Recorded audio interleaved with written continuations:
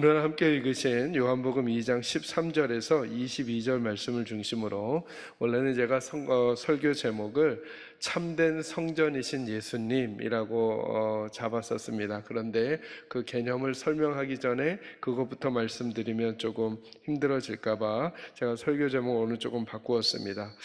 예수님께 나와야 하나님을 만납니다 라고 하는 제목으로 잡았습니다. 이유는 오늘 본문의 말씀을 함께 나누기 전에 많은 이스라엘 백성들은 하나님을 만나러 가는 장소가 있었기 때문에 그렇습니다. 어디로 하나님을 만나러 갔느냐 하면 하나님을 만나기 위해서는 성전으로 갔어야 합니다. 이제 오늘 설교의 가장 큰 키워드는 뭐냐 하면 성전이 바뀌었다고 하는 것입니다. 여러분, 이스라엘 백성들이 핍박을 받아서 이제 여러 지역으로 흩어져 살게 되었습니다. 이걸 디아스포라라 그러거든요. 근데 신앙심이 깊었던, 종교심이 깊었던 유대인들은 1년에 3번 정도는 예루살렘을 방문해서 제물을 드렸던 거예요. 그러다 보니까 여러분, 디아스포라니까 먼 지역에 있었잖아요. 먼 지역이라고 하면 그리스 소아시아 지역, 뭐 더 먼 지역도 있겠죠. 여기서부터 뭘 데리고 와야 해요? 하나님 앞에 제사를 드려야 되면 예수님 오시기 전에는 제물이 필요했죠. 소나 양이나 비둘기가 필요했던 거죠. 근데 문제가 뭐냐 하면 그 먼 거리에서 오자니, 요즘은 비행기 타고 오지만 예전에는 어떻게 왔겠어요? 걸어서 산 넘고 물 건너 바다 건너 서서 이렇게 왔잖아요. 오다 보니까 제물을 어떻게 보관하기가 어렵냐면 흠이 없이 보관하기가 어렵잖아요. 자, 한 100km 넘는 데서 200km 넘는 데서 그 소를 끌고 오다가 소가 돌풀이에 취해서 상치기가 났어요. 처음엔 흠이 없는 제물이었는데, 흠이 없는 양이었는데 딱 성전에 와서 드리려고 하니까 상치기가 나 있으면 드려요, 못 드려요?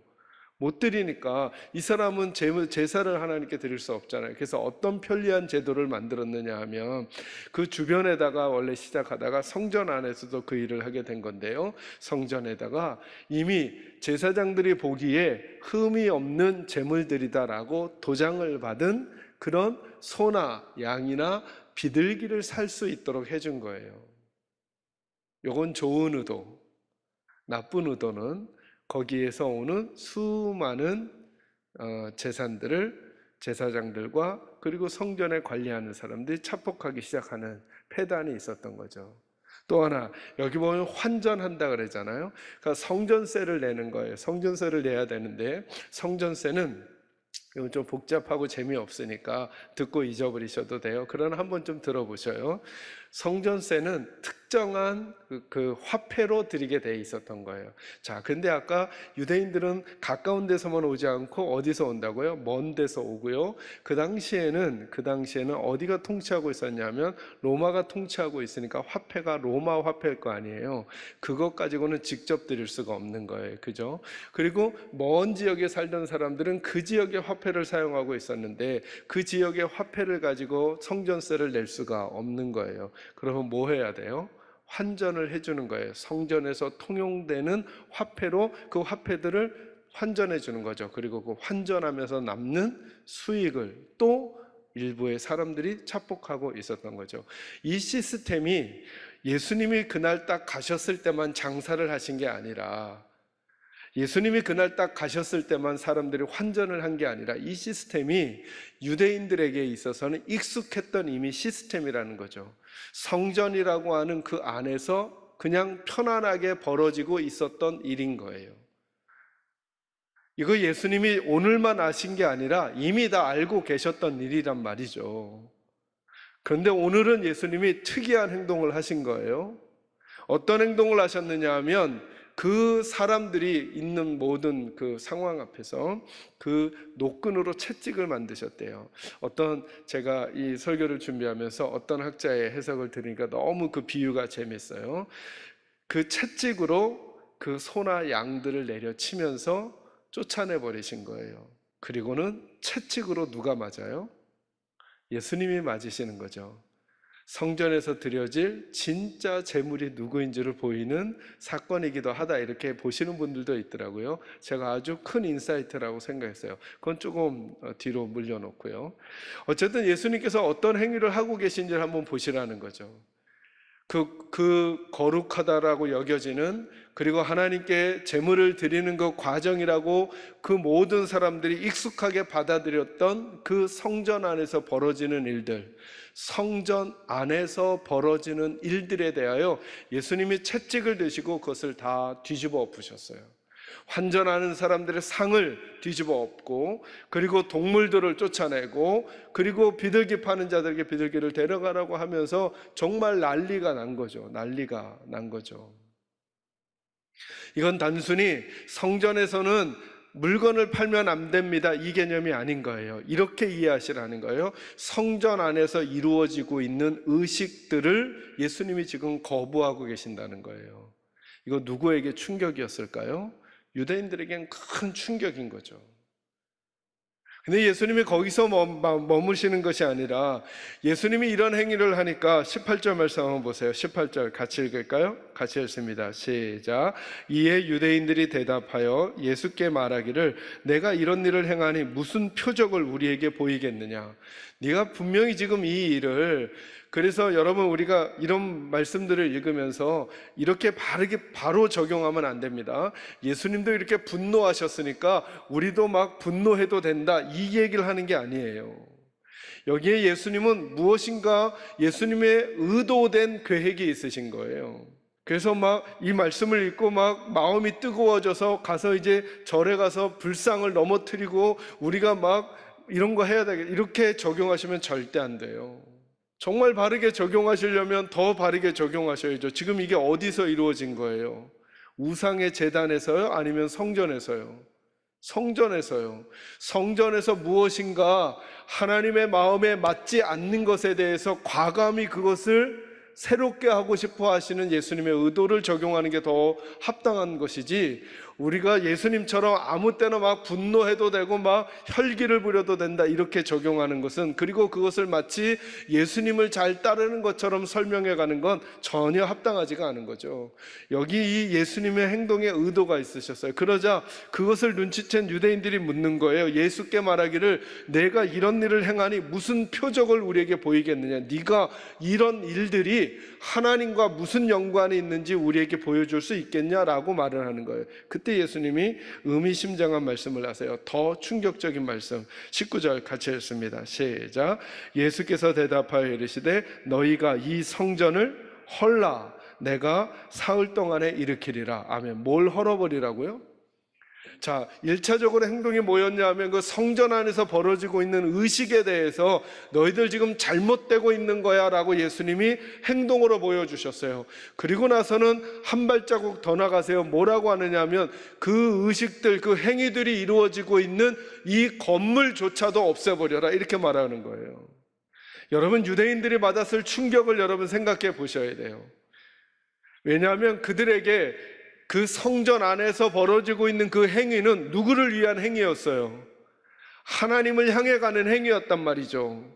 하나님을 향해 가는 행위로서 그동안 대제사장들도 제사장들도 인정해 주어 디아스포라를 포함한 유대인들이 그 절차를 통해 하나님을 만나가고 있다고 느끼고 있었던 거거든요. 근데 그 가장 첫 출발점, 제물을 준비하고 성전세를 내는 그 제도 자체를 예수님이 거절하셨단 말이에요. 그러니 얼마나 충격이겠어요. 그 방식으로는 하나님 못 만나. 만약에 오늘날로 바꾸면 교회 안에서 벌어지고 있는 의식들이 있어요. 하나님을 만나러 가기 위하여 대표 기도해야 되고 찬양해야 되고 뭐 해야 되고 이런 순서들이 있는데, 그런 식으로는 하나님 못 만나 라고 말하고 있는 목사나 어떤 이가 나타났다고 한다면 아마 거기에 책임을 맡고 있거나 거기에 역할을 맡고 있었던 사람들은 가만히 있기가 쉽지 않았을 거예요. 이해되셔요? 유대인들이 그러지 않았겠냐는 거예요. 그런데 한 수를 더 뜨는 거예요. 한 걸음 더 나가 뭐라고 말하느냐 하면, 이런 의식들, 제도들이 출발되고 있는 이 건물, 이 성전을 무너뜨려 버리라는 거예요. 그걸 누가 얘기하셨다고요? 예수님이 얘기하시는 거예요. 이건 유대인들에게 더 큰 충격이죠. 왜요? 그들에게 성전은 뭐와도 같으냐 하면 그들에게 마치 성전은 하나님과도 같은 거죠. 그러니 이 이야기를 사실은 누구도 이해하지 못했느냐 하면 제자들도 이해하지 못해요. 그 힌트가 뭐냐면 22절 말씀 보세요. 예수님이 하신 말씀을 제자들이 언제 깨닫는가? 22절 읽습니다. 시작. 죽은 자 가운데서 살아나신 후에야 제자들이 이 말씀하신 것을 기억하고 성경과 예수께서 하신 말씀을 믿었더라. 언제 알게 됐다고요? 예수님이 부활하신 후에. 이게 무슨 말이에요? 거꾸로 말하면 예수님이 부활하기 전까지는 제자들도 예수님이 왜 이렇게 행동했는지도 몰랐고, 예수님이 좀 잠시 뒤에 그걸 설명해 주시거든요. 그 설명도 믿지 않은 거예요. 어떤 설명이냐면 예수님이 이렇게 말씀하세요. 이 성전을 헐라 내가 사흘 동안에 3일 만에 다시 일으키리라. 그러자 20절에 보면 유대인들이 이르되 이 성전은 몇 년 동안 지어졌다고요? 46년 동안. 예수님 말씀 무슨 말인지 못 알아듣죠? 진짜 건물이라고만 생각하는 거예요. 46년 동안 지었건을 내가 3일 동안에 일으키겠느냐 하더라. 21절. 그러나 예수는 밑줄 쳐놓으세요. 뭐라고요? 성전된 무엇을요? 자기 육체를 가리켜 말씀하신 것이라. 그러니까 무슨 말이에요? 누가 성전이라는 거예요? 예수님이 성전이라는 거예요. 그러니까 이제는 다시 돌아가면 안 돼요. 자, 예수님이 이 말씀을 하신 이 순간부터 누가 성전이에요? 예수님이 성전이에요. 건물은요? 성전이에요? 아니에요? 아니라고요. 이 순간부터 다시 되돌아가면 안 되는 거예요. 다시 되돌아가면 안 되는 거예요. 그럼 여러분, 성전의 의미가 뭘까요? 성전이 뭐 하는 곳이에요? 성전의 본질이 뭘까요? 누구를 만나는 곳? 하나님을 만나는 곳. 누구의 집이에요? 하나님의 집. 무슨 뜻이죠? 하나님의 집이라는 게 하나님이 거기 사신다는 걸까요? 아니죠. 이건 누구도 알고 있었냐면 이건 이스라엘 백성들이 그 역사를 통해 다 알고 있었어요. 하나님은 이 건물 안에 갇히는 분이 아니라는 걸 다 알았어요. 그 예 중에 하나를 한번 찾아보겠습니다. 여러분, 열왕기상 8장 27절을 한번 찾아보세요. 열왕기상에는 솔로몬이 성전을 지은 다음에 하나님께 기도하는 내용이 나와요. 제가 읽어드릴게요. 솔로몬이 성전을 지은 다음에 하나님께 이렇게 기도합니다. 하나님, 참으로 땅에 거하시리이까 하늘과 하늘들의 하늘이라도 주를 용납하지 못하겠거늘 하물며 내가 건축한 이 성전이오리이까. 아멘. 이게 무슨 뜻이에요? 하나님이 땅에 거하시겠습니까? 하늘의 하늘들이라도 누구를 다 포함할 수는 없겠다는 거예요. 어찌 하나님을 다 포함할 수 있겠습니까? 하물며 제가 지은 이 솔로몬 성전 안에 하나님을 어찌 축소시킬 수 있겠냐는 거예요. 그러면서 그가 기도합니다. 28절 보니까 그러나 내 하나님 여호와여, 주의 종의 기도와 간구를 돌아보시며 이 종이 오늘 주 앞에서 부르짖음과 비는 기도를 들으시옵소서. 주께서 전에 말씀하시기를 내 이름이 거기 있으리라 하신 곳 이 성전을 향하여 주의 눈이 주야로 보시오며 주의 종이 이곳을 향하여 비는 기도를 들으시옵소서. 주의 종과 주의 백성 이스라엘이 이곳을 향하여 기도할 때에 주는 그 간구함을 들으시되 주께서 계신 곳 하늘에서 들으시고 들으시사 사하여 주옵소서. 아멘.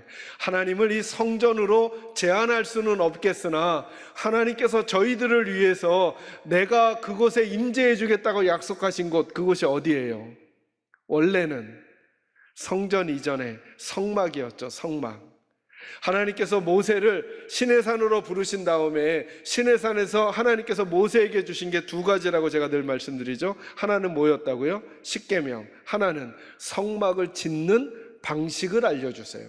자, 그러니까 잘 보시면 성막은 하나님을 위해서 사람들이 만든 걸까요? 하나님께서 사람들을 위해서 사람들에게 주신 걸까요?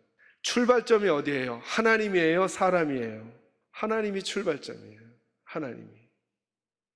그러니까 이렇게 표현할 수 있는 거죠. 성막과 성전은 하나님께서 스스로 누구를 제안하신 거예요? 스스로 하나님을 제안하셔서 하나님의 백성들을 만나주는 장소로 사용해 주신 거죠. 누구를 위해서요? 그들을 위해서. 그들을 위해서. 그게 어디였냐 하면 성전이었단 말이죠. 그러니까 이스라엘 백성들은 그 이후로 하나님을 만나러 가려면 어디로 가야 돼요? 꼭 성전으로 가야 돼요. 역사적인 얘기라 잠깐만 조금만 더 언급하면, 이스라엘이란 나라가 솔로몬이 죽고 솔로몬의 아들 르호보암이 왕이 되었을 때 둘로 나뉘어지게 되죠. 그때 남쪽에는 유다라고 하는 나라로 그대로 다윗의 정통을 이어받아요. 그게 르호보암 유다 왕이에요. 그런데 반역을 한 무리들이 있어요. 10개 지파가 합쳐서 여로보암을 필두로 해서 북쪽 이스라엘을 만들어요. 이 북쪽 이스라엘에 계속 고민이 있었던 거예요. 그 고민이 뭐냐 하면, 이스라엘 남성들은 1년에 3번 꼭 예루살렘을 방문해야 하는 거예요. 성전세를 가지고, 재물을 가지고. 그러니까 북쪽에 살던 사람들도 아무리 남북으로 알려졌지만 어디로 가야 돼요? 예루살렘이 있는 남쪽 유다로 가게 되는 거예요. 이걸 북쪽의 통치자였던 여로보암이 그냥 보고 있을 수가 없는 거예요. 그래서 가짜 제단을 만들어요. 베델과 단에다가. 그리고 이제부터는 하나님을 위한 제단을 만들었으니까 예루살렘으로 가지 말고 이곳 베델과 단에서 예배를 드려라 라고 하면서 북쪽 이스라엘 백성들을 못 내려가게 해요. 이 죄를 열왕기 상하에 보면 계속 언급합니다. 여로보암의 죄악을 따라, 여로보암의 죄악을 따라. 그 여로보암의 죄악의 대표적인 게 뭐냐 하면, 진짜 성전, 예루살렘 성전을 대체하는 가짜 성전을 만들어 놓고 백성들의 마음을 그쪽으로 돌린 걸 말하는 거예요. 그만큼 이스라엘 백성들에겐 뭐가 중요했어요? 성전이 중요했단 말이죠. 그런데 이제 그 성전을 누가 헐락을 해요? 예수님이 헐라고 하는 거예요. 그러니 이스라엘 백성들에게는, 그 유대인들에게는 이 말씀이 받아들이기가 어려운 거죠. 그런데 이런 태도와 자세가 때로는 우리들에게도 있단 말이죠. 우리들에게도 우리에게 익숙했던 예배의 패턴이나 우리에게 익숙했던 종교적 패턴이나 우리에게 익숙했던 신앙의 경험들이 때로 하나님의 말씀이 있는 그대로 선포되어져도 어떤 반응을 보이느냐 하면, 우리에게 익숙했던 것들을 붙들으려고 하나님의 것을 소홀히 할 때가 우리에게 너무 많아요.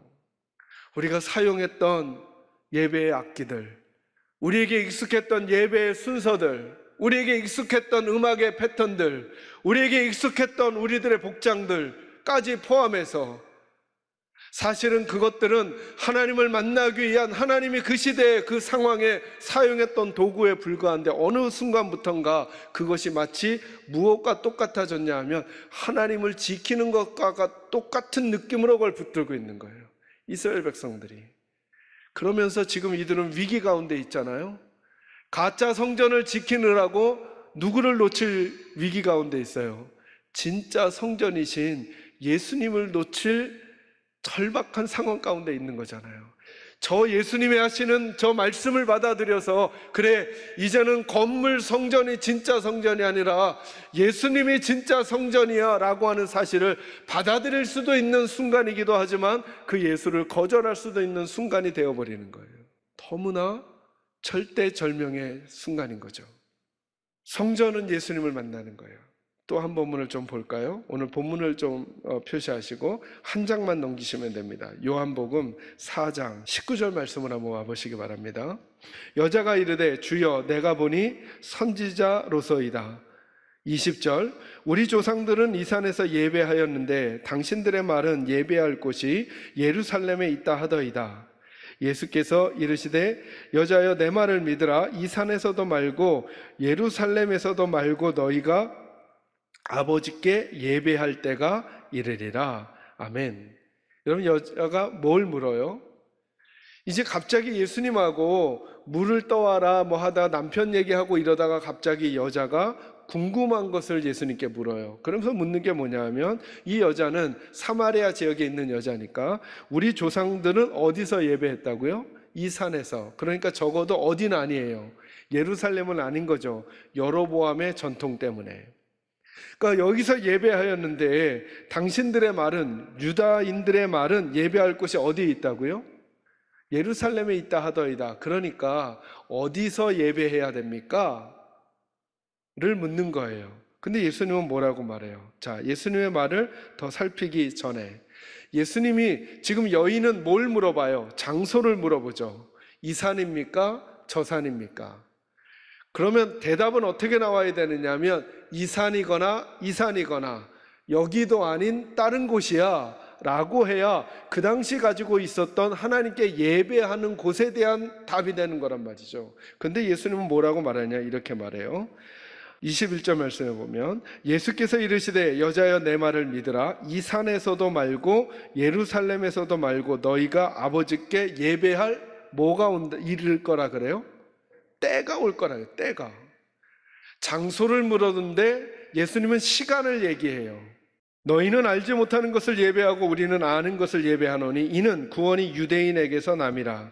아버지께 참되게 예배하는 자들은 영과 진리로 예배할 뭐가 올 거라고요? 때가 올 거라고요. 이제는 장소가 문제가 아니라 어떤 때가 올 거라는 거예요. 그 때가 오게 되면 그때부터는 신령과 진정으로 진짜 하나님께 예배하는 시간이 우리에게 도래할 거라는 거예요. 그러면서 예수님은 의도적으로 장소를 떠난 다른 개념을 우리에게 가져다 주시는 거예요. 이스라엘 백성들은 예수님을 만나려, 하나님을 만나려면 장소가 중요했어요. 여기가 예루살렘이냐 아니냐가 중요했어요. 여기가 성전이냐 아니냐가 중요했어요. 기도할 때 이쪽이 성전 방향이냐 아니냐가 중요했어요. 그런데 예수님은 이제 그 성전을 헐어버리래요. 그리고 진짜 성전이 누구라는 거예요? 예수님이라는 거예요. 그러면 성전이 예수님이라는 의미가 뭘까요? 하나님을 만나려면 이제는 장소로 가는 게 아니라 누구에게로 가야 한다는 거예요? 예수님에게로만 가야 한다는 거예요. 꼭 이건 다시 돌아가서도 안 되고 다시 반복해서도 안 될 진리라는 거예요. 다시 돌아간다는 게 뭐예요? 어느 곳에 가면 하나님 더 잘 만나, 어느 장소에 가면 더 거룩해, 이건 다시 돌아갈 하나님의 백성들의 개념이 아니라는 거예요. 그리고 그 누구도 나에게 오면 하나님을 만날 수 있다고 말할 수 있는 또 다른 사람이 나타날 수도 없다는 거예요. 누구 외에는? 예수님 외에는. 이게 예수님이 성전이라는 의미예요. 맞아요. 우리가 하나님을 만나기 위해서 찬양을 불러요. 하나님을 만나기 위해서 기도를 해요. 그런데 이 표현 조심해야 하는 거죠. 찬양을 통해 하나님 만날 수 없어요. 하나님은 누구를 통해서만? 예수를 통해서만 만나요. 기도를 열심히 하면 하나님을 만나는 게 아니에요. 아니에요. 기도를 통해서 하나님 만나는 게 아니에요. 예수를 통해서만 하나님 만나요. 성전에서 드렸던 제사와 똑같은 제사법으로 다른 데서 드려도 하나님 만날 수 없었어요. 이해되셔요? 이 패턴이 뭔지. 그죠? 흠없는 양을 데리고 제사장이 예루살렘 성전이 뭐 하는 곳이라고요? 하나님 만나는 곳. 성전이 아닌 곳에서 제물을 드리거나 제사를 드려도 하나님 만날 수 없어요. 어디서 제물을 드려야 돼요? 성전에서. 근데 그 성전이 이제는 누구라고요? 예수님이라고요.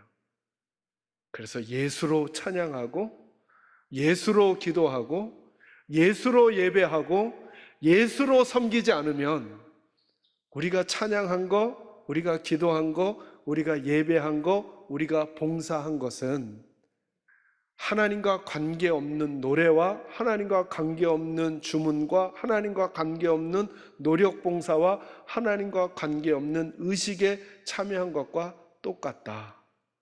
누구 없이는? 예수 없이는. 예수 없이는. 예수 없이는.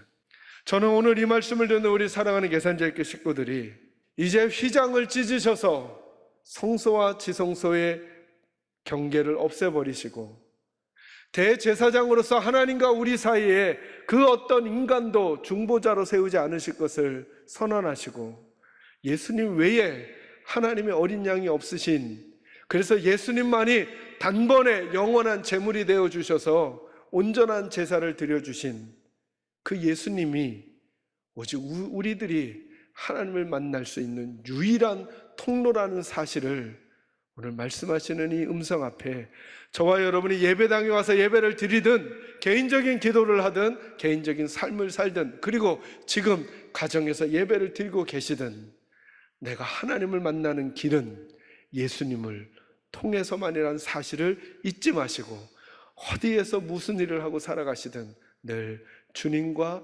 동행하며 살아가시는, 그리고 예수가 처음이요 중간이요 마지막이 되시는 인생을 살아가시는 저와 여러분이 꼭 되시기를 주님의 이름으로 축원합니다.